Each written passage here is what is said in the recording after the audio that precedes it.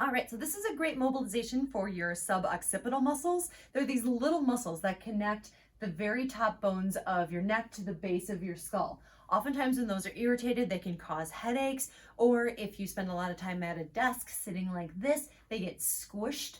And those can get really irritated. And they're a hard muscle to stretch just because of where they sit. So instead of stretching a muscle like you traditionally do, where you pull it from end to end, to get your suboccipitals to stretch and to release, if you bend them from the middle, that seems to work a lot better and it's a lot more comfortable for you.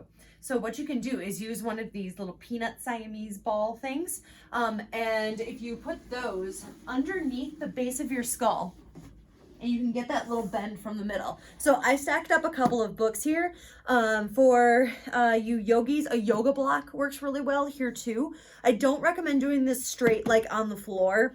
You do want something to prop you up just a little bit, but depending on how broad your shoulders are, how forward your head is, you're gonna have to play with how many books to use. So see what's comfortable.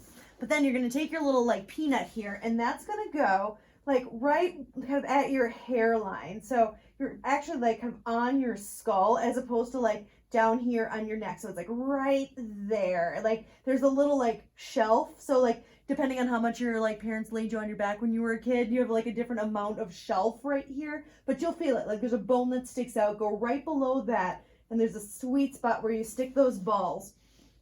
And then you lay on your back and just let them sink in. And you can like kind of move up or down and play with where they sit just to see how that feels. And then you can either just lay there, close your eyes, turn on some Enya and relax and breathe, or you can do a couple little head motions. So you can nod your head up and down, nice and gentle. Don't try to yank on it because you'll definitely feel the pressure from the ball under there. So just these little nods like you're saying yes. You can try like tiny little head turns, like you're saying no, just to change the pressure up a little bit. You also can put the ball at a little bit of a diagonal. So now it's like on my skull and then under my skull on one side. And you can also do those motions. So now you're hitting like the top and bottom of the muscle on either side, and try those different movements and see how it feels.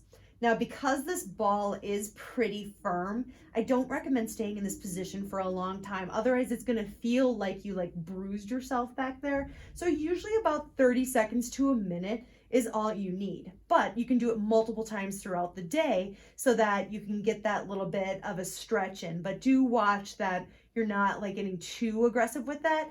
Another thing you can try too is if this ball is too hard, put a towel over the top just to give yourself a little bit of padding, but it'll still push down in just enough just to give you that little stretch. So give it a shot. Thanks, guys.